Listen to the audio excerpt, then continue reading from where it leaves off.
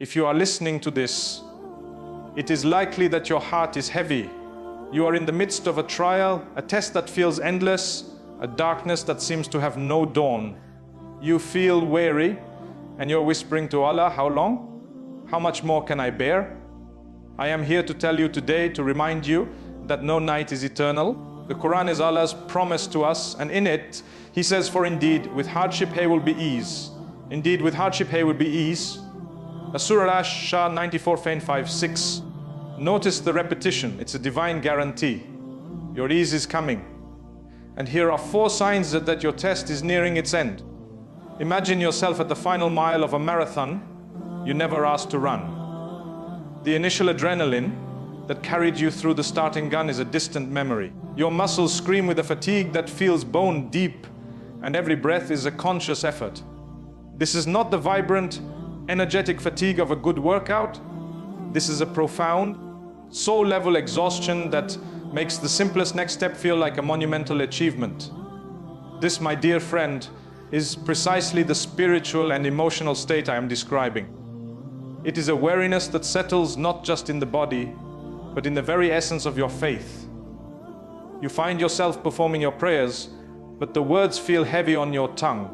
You open your hands in as dua, but your heart feels like a stone, and the supplications seem to echo in the space between you and the heavens as if they can't quite break through. The Quran, which once brought you instant solace, now requires effort to open. This is the critical juncture, the point where Shaitan whispers his most potent lies. See, it's not working. Your prayers are not being answered. Why even bother? Allah is not listening. It is here, in this exact moment of profound depletion, that the first sign manifests. It is not the feeling of exhaustion itself, but what you do in spite of it. You feel too tired to pray, but you still pray. You feel your dua is weak, but you still make dua. You feel disconnected during your recitation, but you still open the Quran. This is the ultimate test of sincerity. This is the difference between worship born from emotional high and worship born from unwavering conviction.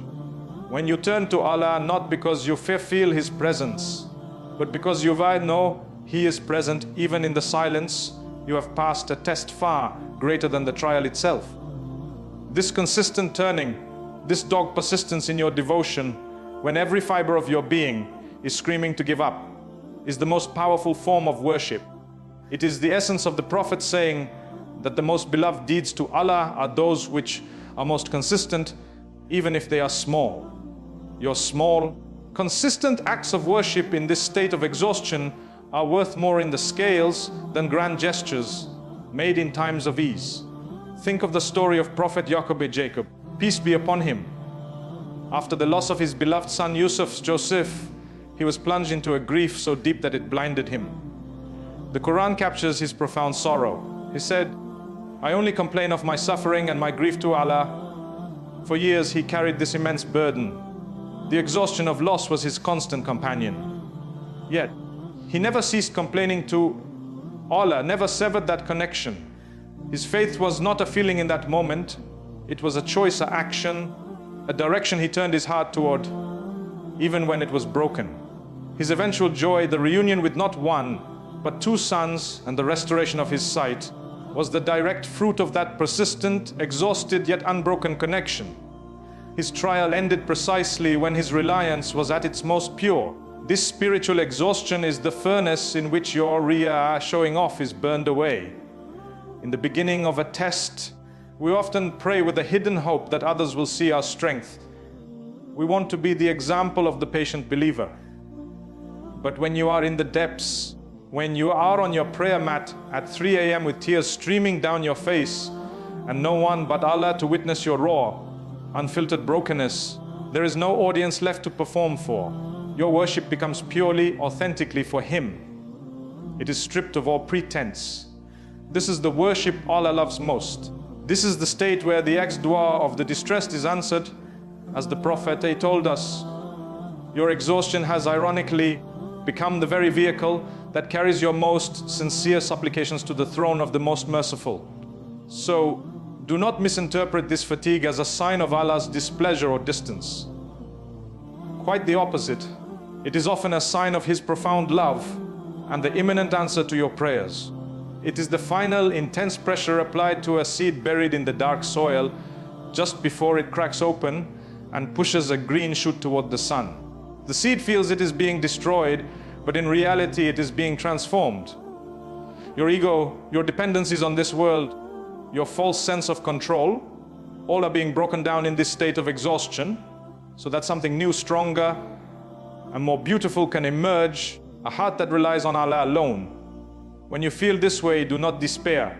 Acknowledge the fatigue, feel it fully. But then make the conscious, willful choice to take that one small step. Force your body to make sujood. Whisper the name of Allah, even if it's a whisper. This is not hypocrisy. This is the highest form of jihad al-nafs, the struggle against the self. And know with absolute certainty that on the other side of this struggle is a dawn you cannot yet imagine. The very fact that you are still fighting, that you are still connected, even by the thinnest of threads, is the clearest sign that Allah is holding the other end of that thread and is about to pull you into His light. Your perseverance is not in vain. It is the silent, powerful language that Allah understands and rewards with a victory that is sweeter for the struggle that preceded it. In the initial, sharp shock of a trial, the world narrows to a single, piercing question that echoes in the chambers of a wounded heart. Why me? It is a raw human response to pain, a cry for reason in the face of what feels like senseless suffering. This question, while natural, is born from a place of seeing the test as an external punishment, a random stroke of misfortune, or a cruel twist of fate. It places you in the role of a victim, subjected to the whims of an unseen and perhaps unjust universe. Your entire focus is on the perceived injustice of the event itself, on the scalding heat of the pain, and this focus becomes a prison of its own, magnifying the suffering and blinding you to everything else. But, my dear friend, there comes a pivotal moment in the journey of a believer, a subtle yet revolutionary shift in the very atmosphere of the soul. It is the moment when the agonizing "why me?" begins to soften, to lose its bitter edge, and slowly, tentatively, transforms into a different, far more powerful question. What are you teaching me, Allah?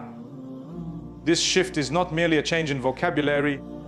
It is a seismic transformation in perspective. It is the difference between being a passenger trapped in a car during a crash and being a student in the classroom of the all-knowing. The first perspective is one of helplessness and confusion. The second, one of purpose and seeking. When you begin to ask, what? You are no longer a victim of your circumstances. You have become an active participant in your own spiritual education. You are acknowledging that there is a curriculum here, designed specifically for you by the Most Wise. And your role is not to protest the difficulty of the test, but to diligently uncover the lessons hidden within its pages. This is the essence of Sabr, not a passive, grim-faced endurance, but an active, searching patience that trusts in the wisdom of the teacher, even when the subject matter is difficult to comprehend. This new lens allows you to start seeing the hidden inscriptions of mercy that were always there, etched into the very fabric of your hardship, the pain that forced you to your knees. You begin to see it not as a punishment, but as the divine instrument that finally broke your pride, that crumbled the wall of self, reliance you had built between yourself and your Lord. That financial loss that felt like a catastrophe, you start to perceive it as the necessary force that severed your heart's unhealthy attachment to the dunya, teaching you the real meaning of tawakkul and freeing you from the illusion that security lies in a bank account. The betrayal that left you shattered, you may begin to understand it as a painful but precise surgery, removing from your life a relationship that was toxic, a dependency that was holding you back from a higher purpose you couldn't yet see. The loneliness that aches in your chest transforms from a void into a sacred space. A space that was once filled with the noise of people, now emptied so that it can be filled with the presence of Allah. This is the wisdom of Allah in action. He uses the very things we perceive as our destruction to become the tools of our construction. He allows us to feel loss so we can understand the true nature of everything we possess as a temporary trust from Him. He allows us to feel weakness so we can experience the reality of His strength. He allows plans to shatter so we can witness Him assembling a mosaic far more beautiful from the broken pieces. When you ask, what? You are actively searching for these hidden gems. You are no longer staring at the locked door of why? You are turning around and discovering the garden that Allah has already opened for you. You start to find blessings you were previously blind to, the profound depth of a single, sincere prayer, the unexpected kindness of a stranger that felt like a direct message from Allah, the fierce, protective love of your family, or the shocking discovery of a resilience within yourself that you never knew existed. This process is beautifully illustrated in the story of Moses, peace be upon him. For years he lived in the palace of Pharaoh, a prince with status and security.